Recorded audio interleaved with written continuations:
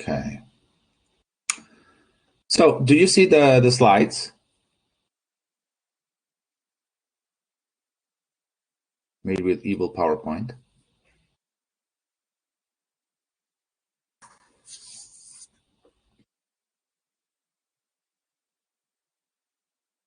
You should see the slides. Okay, excellent. Thank you. Perfect. So what we're going to talk about now is a project that started a few years ago, 2015, 16. That's called Open History Map. Let's talk about history. The idea of Open History Map is that we want to create, we wanted to create an association in Bologna to prepare to work on historical maps and to create something that was a map of the past, like imagine Google Maps or OpenStreetMap, but with a timeline, with a specific moment in time. So we wanted to do that as a nonprofit, and we created an association in Bologna, in Italy. And around that idea, we started working and transforming this idea into several other elements. So it became, and it is now, an ecosystem of tools and platforms to explore history, and a set of libraries, of open source libraries on GitHub. The meaning of this is that we wanted to do a work as developers for and with archaeologists. In fact, the group we started with was me and a group of 3 archaeologists that started defining the elements of digital humanities that we wanted to explore. And so we started, as I said, with a map. But the problem with that map is that the requirements of that map, creating something like Google Maps or like OpenStreetMap in 2016 was complicated, was really complicated, and had a few complications in the complexity of the tool sets as well. And so customizing tools, digitizing data was an enormous complexity. And so we noticed over time that this complexity was, let's say, part of a very optimistic analysis that we made at the beginning of the project. And as such, we understood that the map itself was just one little piece of a more complex and more elaborate puzzle and elaborate infrastructure and an ecosystem, where OpenHistoryMap is just one part of a set of tools, an index. And we will see that as well, the map, the viewer, and the event index. And more tools that we know we need to create and we are working on to explore the past in several ways, in as many ways as possible. For example, we have the problem with material mapping, meaning we know that the world has a specific form. This is Bologna today on the left today on OpenStreetMap. On the right, it is in the 1860s, more or less. It is part of the greater map of the Gregorian cadastre made by the Pope just before losing the rest of Italy to Italy itself, because Bologna was part of the Papal States. This is the same city represented in 1588 by Brown and Hogenberg. The city changed a lot. The way to look at the city changed a lot. And if we look at the description of the world we have in today and in 1850s, 1860s, we see that the description of the world is almost the same level of detail, more or less, because there was an enormous historical change in that moment that represented the fact that governments wanted to collect taxes from the citizens based on the size of their houses. Before, it was a representation of the world for a world where it was complicated to move and to go from one place to the other and to explore, and you could do that only if you were very rich. And so representing that city in a simple way, in an aesthetically pleasing way, was very important to teach about that city to the users, to the viewers, to people that could, in many cases, never move out of their region. And so the use of the map, the use of the representation of the world changed over time. And this is also very important in the fact that we want to digitize maps, because this means that, for example, a map like this cannot be digitized with modern tools, as could a map like this. Again, this is a detail of the Gregorian cadastre, with above it a transformation, a transcription of the map, done with in part by hand and in part by the an adaptation of a beautiful tool created by the New York Public Library. With this tool, we were able to simplify the creation of the digitized map of Bologna, and adding to that the information that is available from several data sources collected by local historians. We were able to do something even more complex within our platform. We have the map of the city in the 14th century, with all, these are only the roads that were documented at that time. Roads in the 14th century in Bologna, roads in the 16th, 17th century, and roads in just before just after the unification of Italy in 1867.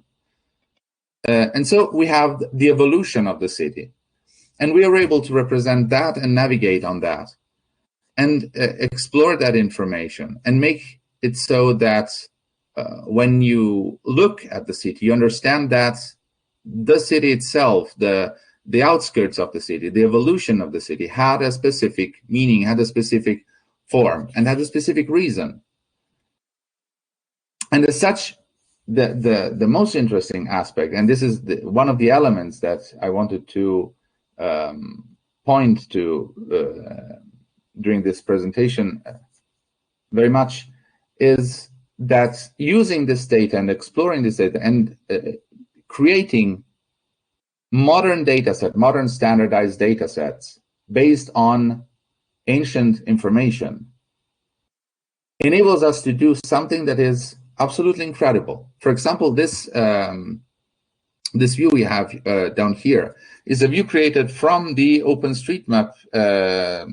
That's not exactly OpenStreetMap, but already our data set based on the models created for Unity, the development platform, for a representation in virtual reality of the main square in Bologna, of not exactly the main square, but the most representative square where the two towers are built. And at a specific point in time, in 1114, because this was a moment when a certain set of events in Bologna took place, and that was very important for the evolution both of the city and of, let's say, modern rules in the municipality definition for the Italian rulers and the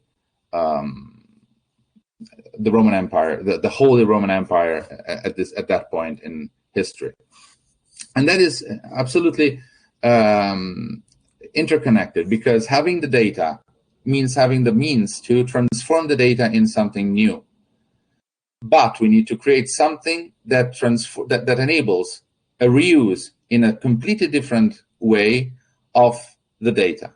This is possibly the most important element that this project teaches us, and that this project wants to build upon. This is also true for a larger point of view. Obviously, if you have questions or notes to say, please write on the chat. absolutely, I will read them in real time if I find the window again. Okay. And I will try to answer to anything.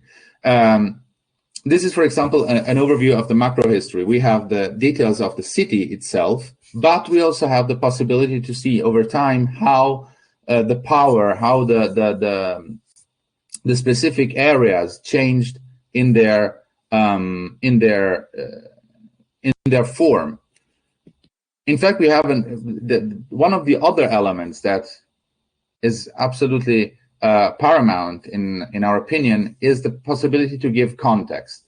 Because as Italians, we tend to, for example, give a lot of weight to the importance of local history, which is absolutely important because it shaped a lot of the world we know today, at least in Central Europe and in the colonies all around the world. But while this was happening here, we always lose track of what was happening anywhere else in the world. There were major empires that were growing while there were Romans here. There was Central America that was growing and evolving with its own civilizations, and everything was growing at a very fast scale because that was the right moment in time.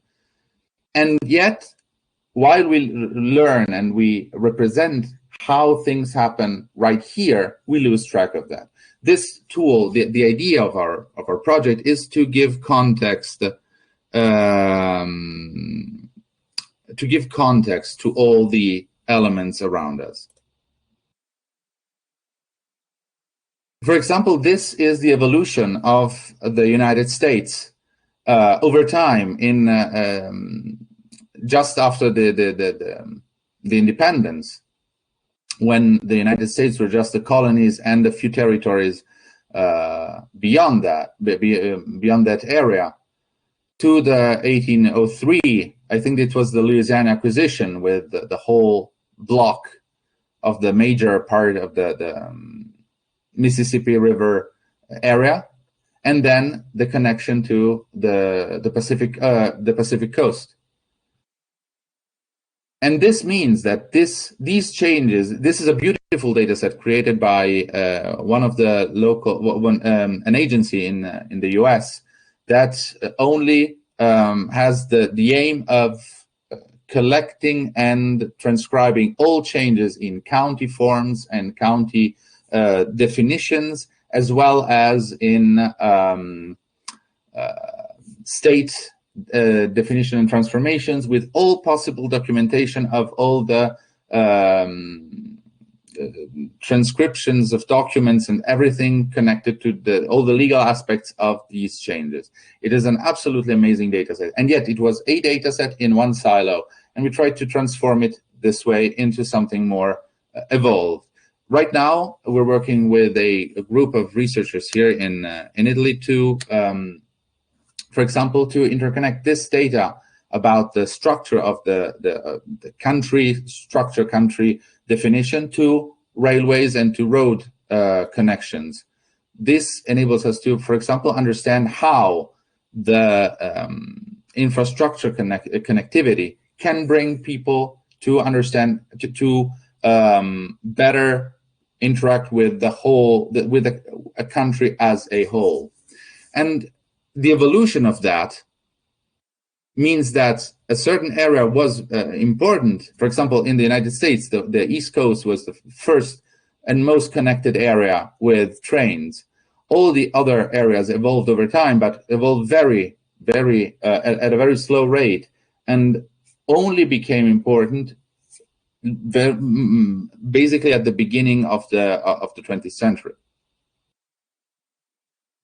On the other hand, we have an additional element as well, which is the possibility to track what, for example, Google Maps and OpenStreetMap do not track, that is ephemeral data.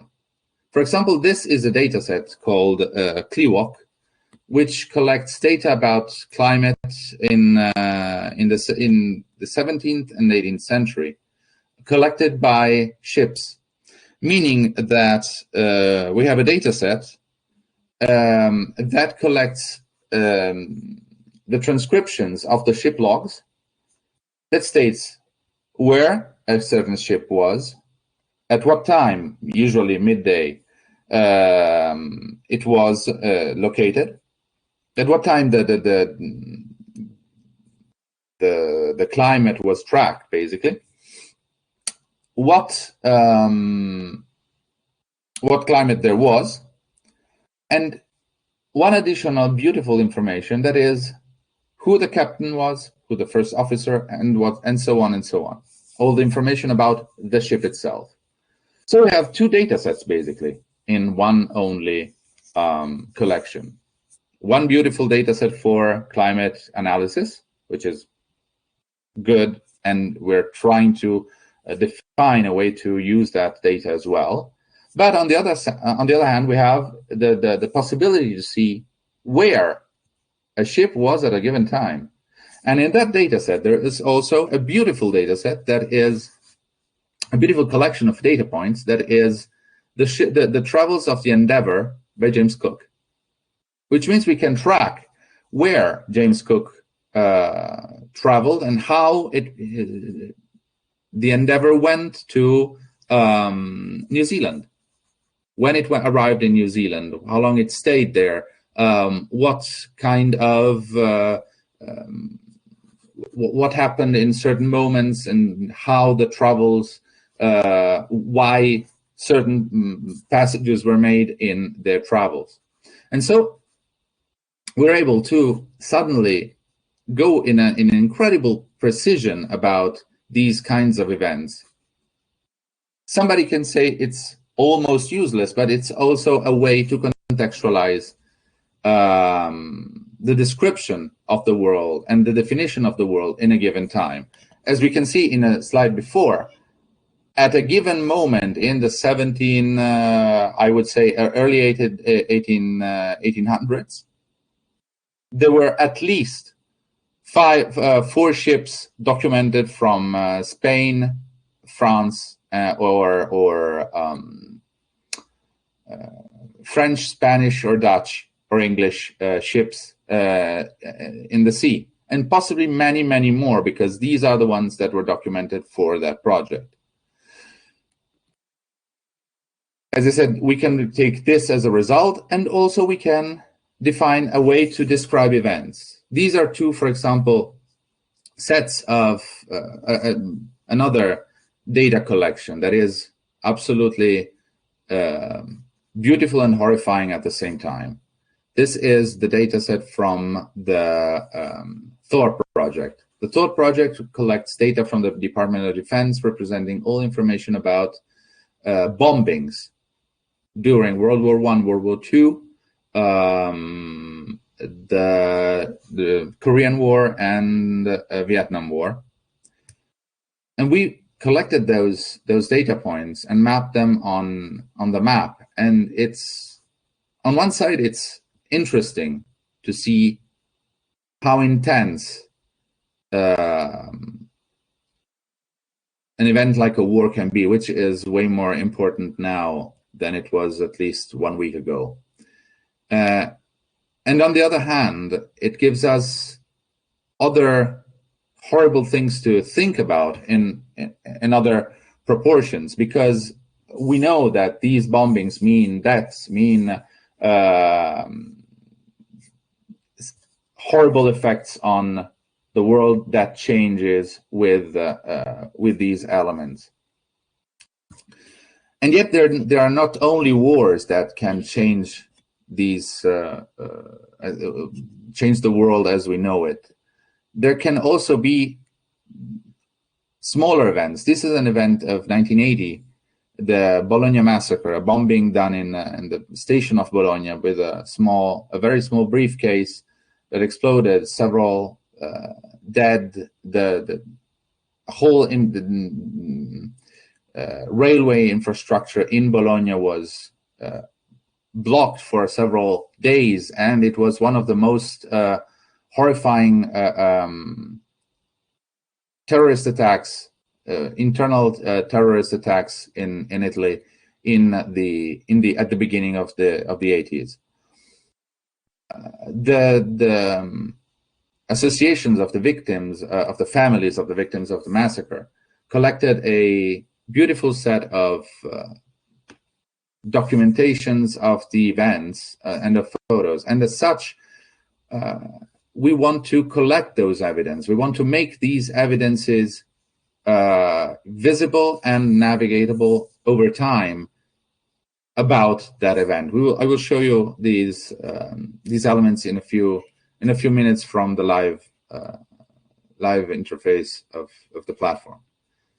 And those evidences are also a representation of a world that is changing. Again, why do we want to represent the photos? This is, for example, a collection of Brussels photos in the 60s and in the 70s. It's a collection from a humanities project, and the photos of the various points represents the moments when some of these elements were described because they were just inaugurated, new, or had a few important moments representing their history. And it's beautiful because, again, the fact that we get documents of the past, of specific moments in specific areas, mean that there is a change happening in those moments, and the existence of a documentation of an evidence of a changing world represents itself an information. And this is something that we want to explore as well. And we want not just to explore that, or even better, we don't want to explore that directly. We want to help researchers and academics, passionate historians, local history buffs, and we want to help those people explore their past and help them narrate how their world changed, how their local areas changed, how their world became what it is now, and what it can become again. And this is also another very important element. In addition to that, we also have, in order to keep track of all the information we put into the platform and we try to collect into the platform, we have created also what we call the Open History Map Data Index. It's based on the beautiful open data index made by Open Knowledge Foundation. And the principle is exactly the same. Given a set of dimensions that we want to measure, where in the world are these information? Obviously, let's say that doing that as screenshots over time, as specific images that represent 1 year, how is the data the open data world right now is, let's say, easier because we only have 2 dimensions, where and what kind of data sets we are looking for.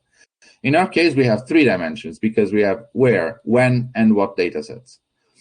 And as such, we have this, that we created this data index representing all the dimensions possible, which means, for example, agriculture, climate, wealth, entertainment, ephemeral data, geological data, and so on and so forth. And for all of these elements, we have several sub-descriptors, like events regarding that topic, general information regarding that topic, which is, for example, for a general research paper regarding any topic we are collecting. If we have indexes, meaning tables and generally some indexes like population of an area and so on, locations where, if we have just the points where the city center was, or where a given building was, or where a given event happened. The models, if we have the 3D models in precision, the precise 3D model of a given situation, of a given object, of a given element, we have the structure, we have the outline or precise elements, which are not just points about elements, about the described elements, and usage. If we have a situation where a given object changed or has been described as how it was used, a given building was used for a specific usage in a given moment in time, we have this the possibility to track this as well. And we collect all those either researches as research papers or documents. We don't collect them, honestly, inside our data index because we want the whole process to be completely open and completely transparent. All those informations are collected in a Zotero collection, and we are going to integrate that as well, integrate it completely, meaning automate the integration into the Zotero collection. And those elements describe themselves completely, meaning that if you want to just get the Zotero collection and use that for research, it is possible to do that and to use all the data that is already there. And at the same time, it is possible to use that data mixed with our transformation into the data index. Again, all those, all these columns, the time frame, the kind of data that we are looking at, the place that data describes, and the number of data sets that are represented by this data set. These are all elements described in the Zotero metadata. And this is very important because this means that, again, the Zotero metadata are self-contained. This is just a visualization of that data. Obviously, it creates a small database to simplify and to make it easier to work on that data. But it's simply, again, the data from Zotero. Exactly, and all the data is described with this form that helps understanding and helps transforming that data in something reusable over time. I will show you this in a few seconds. As I said, all the documents, all the elements described, all the topics described are all the possible major areas: agriculture, climate, economy, entertainment, industry, infrastructures as road infrastructures, water infrastructure, and air infrastructures. Obviously, with air infrastructures, there's not much going on before, say, 1800s. Religion metadata, religion data sets, urban data sets, meaning the city structure itself, beyond the infrastructures and roads and so on. War, meaning events, and ephemeral, meaning events that are not strictly bound to war aspects. And general geography, meaning all that data that belongs to the macro area, that is paleogeology, basically, and how the coastlines changed over time and so on. For example, Ravenna was on the in front of the sea, and now it's a few kilometers back, and there are smaller towns at the seaside. Beside that, we have all the other sub-topics that we want to use that I already described to you. And beside that, we have another enormous complexity to add. That is the source reliability and the source quality. Meaning that we want to be able to declare a source as either reliable and peer-reviewed or just hearsay, because it is important that we collect that source and we document that source, but maybe it's not a reliable source. And on the other hand, we want to be able to say that if a source is very reliable but not high quality, then it can be used for certain usages. On the other hand, we can have a low reliability but high quality data set, which means a whole different representation of the world and another whole different kind of usage of the data. Some data can be used for just local history narration and local history education, and other data can be used for complex academic research. So OpenHistoryMap is just the center of an ecosystem of data sets where we have, again, the whole structure of data and of data collections coming into the system. This is the representation of how the infrastructure was a few months ago. It's slightly different now, but not that much. And let me show you very fast a few elements of the demo. If you have questions, please feel free to ask. I'm very happy to do that. Our website is here. You can visit our website here. Please be kind with our map. It's not a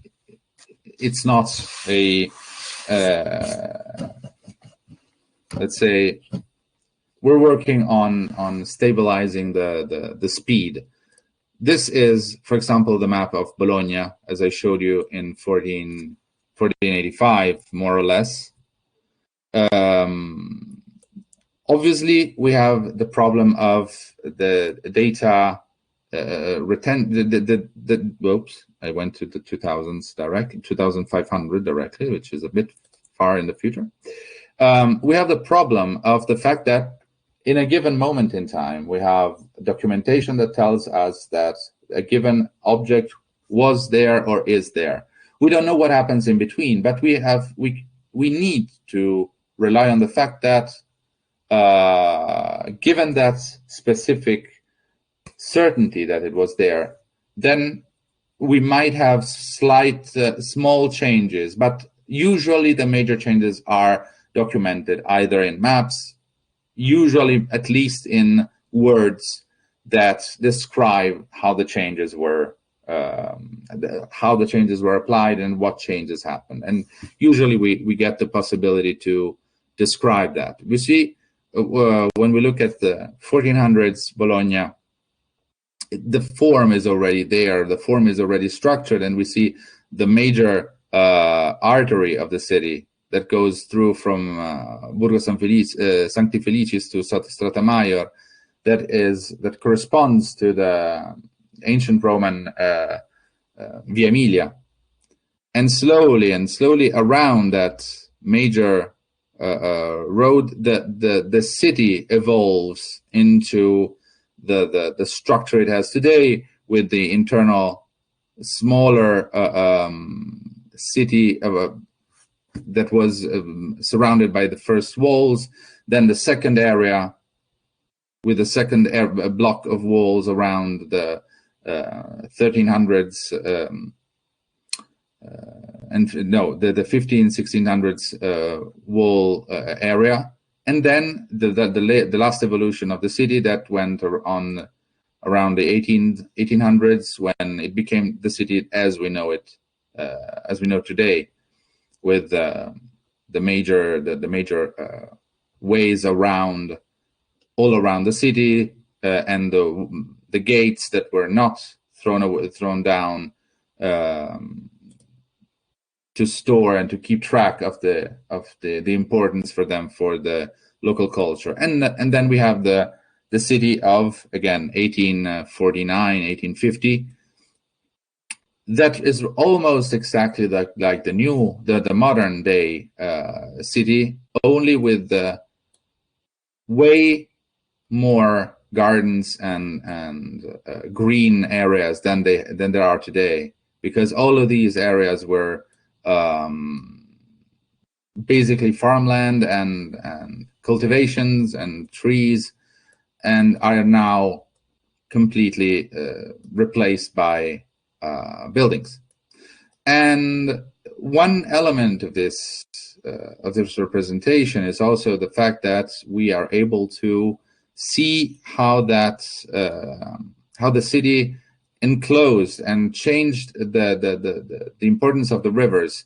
Right now we have just the modern day rivers that flow through the city. There are at least 3 major rivers that flow out of the city, and at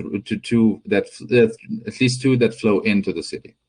this is very important because again, this changed over time a lot and has a very important impact, has had a very important impact over our the structure of the whole city. But again, this is just one small data set in a world of complexity, and we see here in the middle of the sea the ships that we were looking before, and we can see the various ships that were moving around the 10th of June of 1837 that are documented.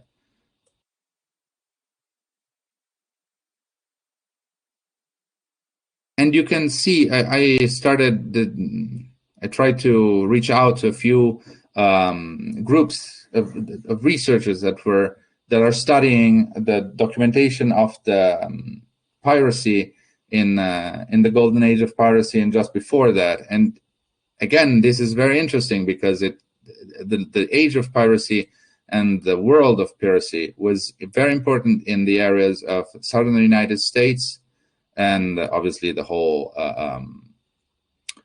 Caribbean area. We know them from the movies. The whole area of the Mediterranean and Southeast Asia. And all of these areas have an enormous history about the importance of piracy for their people. And sometimes we can see strange ways these ships move around the world. And these strange tracks can be tracked back to notices and news about two elements that will be included in the future in a few months about in the map, which are climate. We have a record of hurricanes in the Atlantic Ocean, and again, piracy, so that again information can be interconnected and can be interwoven to see how a certain aspect was connected to another one, and how the whole world was way more connected than and was already way more connected than we could expect for that time. And again, this is the beautiful evolution of the United States with all of its complexity, and we can go and move back and see the various steps of the evolution. And if we go near and see the elements, we can see that, for example, here, some of these territories were not yet completely defined. Exactly, this is what were called the Northwest Territories, and were to become in the future the areas of Chicago and all other towns in Illinois and so on. And so we really see the evolution of the states and of the world as we know it today. As I was saying, historical street view, I called it historical street view. We want to see the points of view of the world on a specific situation. This is the specific place of the Bologna massacre. Around that specific point, we are able to see all the possible documentations and photos taken around that date, around that time, about that specific event. Again, this means that we are able to define that this was an important event based on the number of elements that represents it, that are connected to it, that take a picture of that moment in time and in his place. And we get both unofficial documents taken from people directly on the field, as well as the official document taken by the police, taken from the hotel in front of the station. In this case, these are two photos taken from the from a hotel in front of the station. This this doesn't mean that these are the only elements. Obviously, it's way more complicated to connect these data sets to the world as we know it. For example, this is the collection of the photos in Brussels. There could be some problems with the pictures last time I tried. Oh no, okay. These are photos taken in Brussels, and we have all the possible information about that specific moment. Sadly, they are not precise. It's not precise data in time. Some of them are dated completely. Many of these photos are not. So we can just locate them over time. But it's very interesting to see, for example, that we also have a lot of information about Brazil and South Africa. There is also, and these photos are taken from Wikimedia Commons, and in this case there is no direction of the photo taken, but only the position, the specific point where this photo was taken. And usually it's not often interesting photos, but again, it's a documentation of something that was happening in a given moment in time. A lot of buses, for example, which is nice somehow.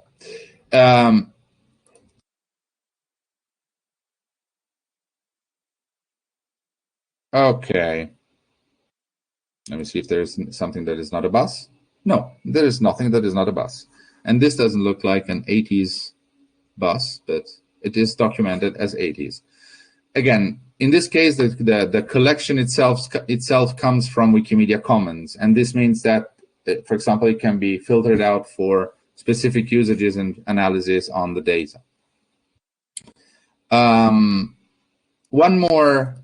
One last thing that I want to show you is the data index. As we said, the idea behind the data index is the open data index by Open Knowledge Foundation. In this case, the index we have is based on exactly the topics that I presented to you, the areas we want to see. For example, let me see. For example, the data about the data about Italy specifically. About Italy, we have only these data sets from basically Roman era and beyond. About the rest of the world, we have way more, because obviously we have way more. And we have information about wars, and we have information about climate, and so on and so forth. Let's say, for example, urban data in the 70s and from the 1750 to 2000s. In this case, we have this collection where we have a lot of several or either data collection or libraries or specific books or specific collections in this case, or we have the New York City open data base maps for the buildings. This is another example. In this case, we don't have a specific academic document, but we are using the base map and the buildings data set as a starting point for the visualization. In this case, the data we have is this. We have to go to the 1850s at least and zoom to New York.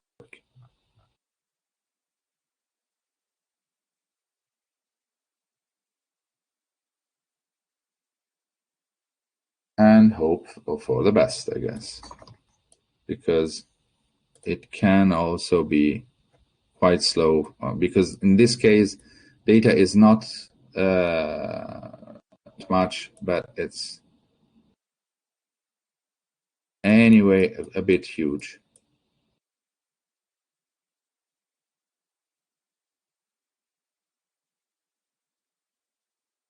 But in this case, the index has two reasons for existing. One is to help researchers find data about that topic in the area. On the other hand, we want to use it as a starting point for importing data into the platform, because for every data set we have the specific identifier for the data set. And that means that we can have a specific script that imports data into our system. This enables us to keep track of what point comes from what data set. And this helps us keeping things in track, keeping things in shape. This all is very nice for all data that is already being created. Right now, we're working on the, as it was describing before in the presentation, we are defining the public history, what we call the public history toolkit. I told you about it right here. The public history toolkit. It is the idea behind the PH toolkit is to help users create data either as major products of their research, or as absolutely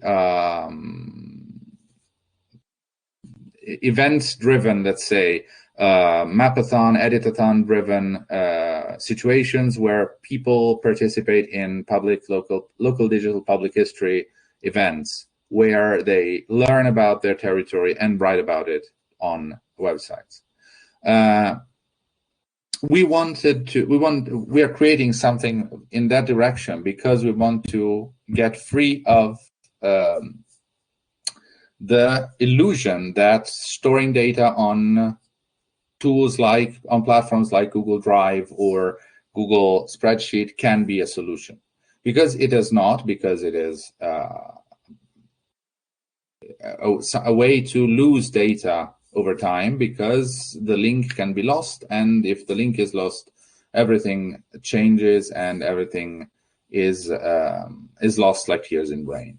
So for this reason, we're trying to create something, again, a tool, a set of GitHub libraries, and a set of architectural principles and instruments for usage not only in digital humanities, but also in other areas, real-time spreadsheet and a map editor, to help us create data for the map and for their research.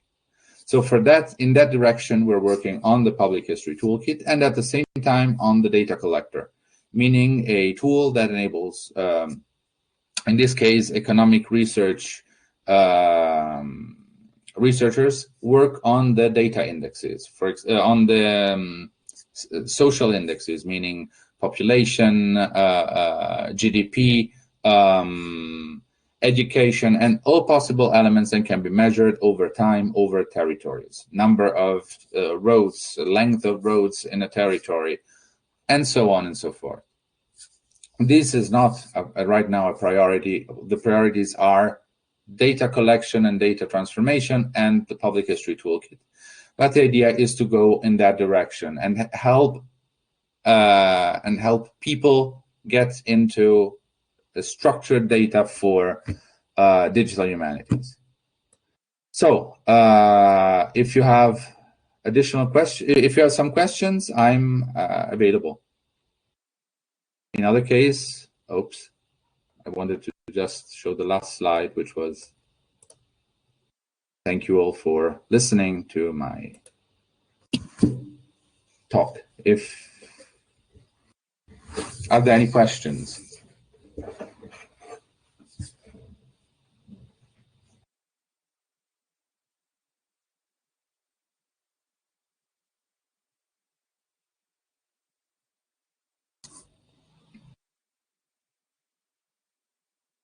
I'm happy to hear that.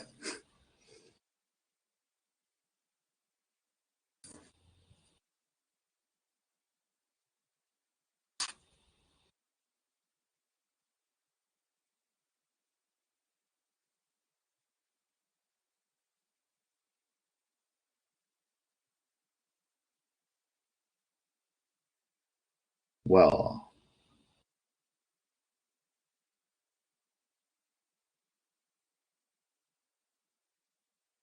I guess if there are no questions at all, we can stop the recording and